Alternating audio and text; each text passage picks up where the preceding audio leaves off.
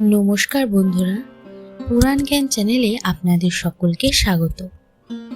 আমাদের চারপাশে অহরহ দেখা যায় এমন অনেক কিছুর আড়ালে লুকিয়ে থাকে গভীর এক আধ্যাত্মিক রহস্য।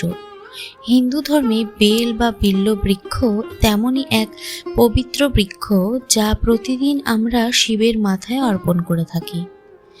কিন্তু কেন এই পাতা শিবের এত প্রিয়?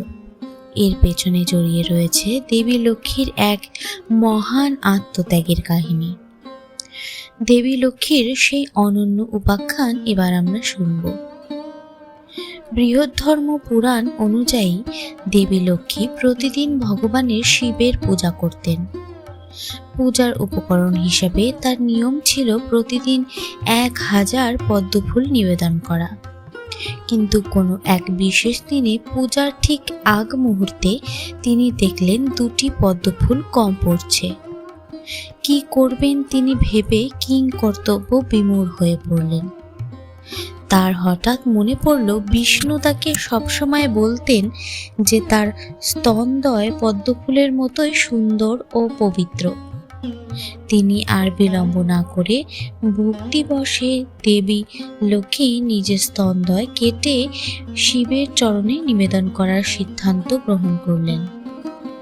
তার এই চরম ভক্তি ও আত্মত্যাগে তুষ্ট হয়ে স্বয়ং মহাদেব আবির্ভূত হলেন এবং দেবীকে নিবৃত্ত করলেন।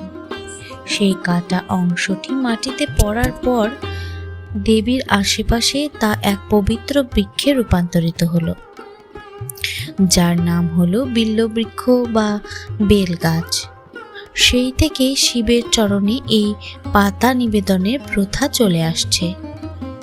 বিল্বপত্রের আধ্যাত্মিক তাৎপর্য: একটি বেল ডাঁটায় সাধারণত 3টি পাতা থাকে, যা শিবের ত্রিশূলের প্রতীক। এই 3টি পত্রকে বলা হয় সৃষ্টির 3 গুণ: সত্ত্ব, রজ এবং তম। আবার অনেকে একে শিবের 3 নয়ন বা ত্রিনয়নের প্রতীক বলেও মনে করেন।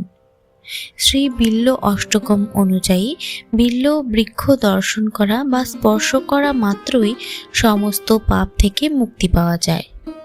এমনকি সবচেয়ে কঠিন কর্মফলও নষ্ট হয়ে যায় যদি ভক্তি ভরে শিবের মাথায় বিল্বপত্র অর্পণ করা যায়।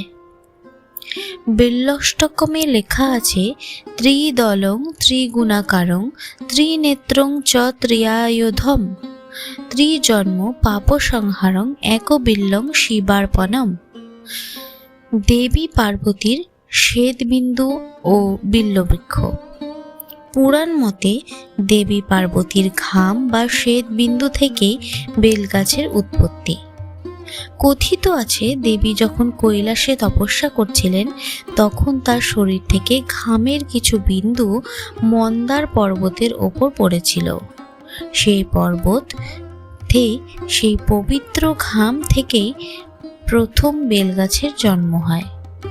যেহেতু এই বৃক্ষ স্বয়ং দেবী পার্বতী শরীরের অংশ থেকে সৃষ্ট, তাই শিবের প্রতি পার্বতীর যে গভীর প্রেম ও ভক্তি তা এই পাতায় সর্বদা বিরাজমান। এই কারণে শিবের পূজায় বেলপাতার স্থান সবার ঊর্ধ্বে।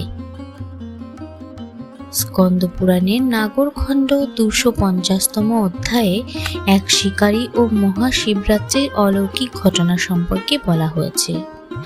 বেলপাতার মহিমা নিয়ে শিবপুরাণে এক অনন্য কাহিনী আছে।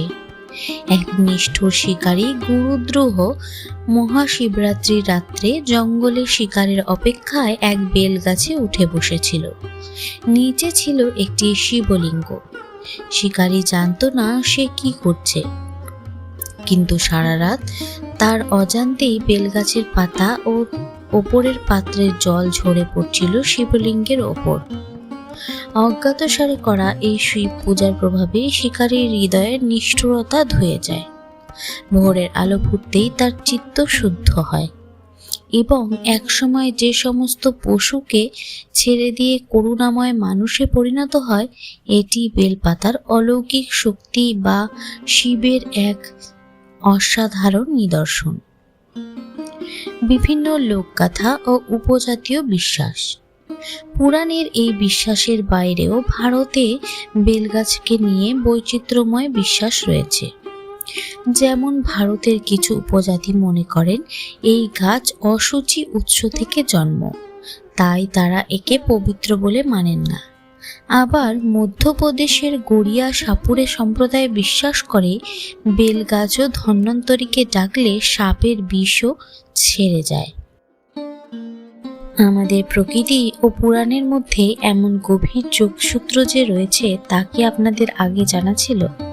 যদি জানা থাকে তাহলে অবশ্যই কমেন্ট করে জানান।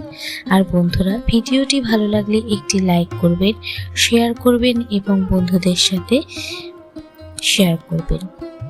ভালো থাকুন, সুস্থ থাকুন। দেখা হবে এরকমই অনেক আধ্যাত্মিক পৌরাণিক কাহিনী নিয়ে খুব শিগগির। ধন্যবাদ।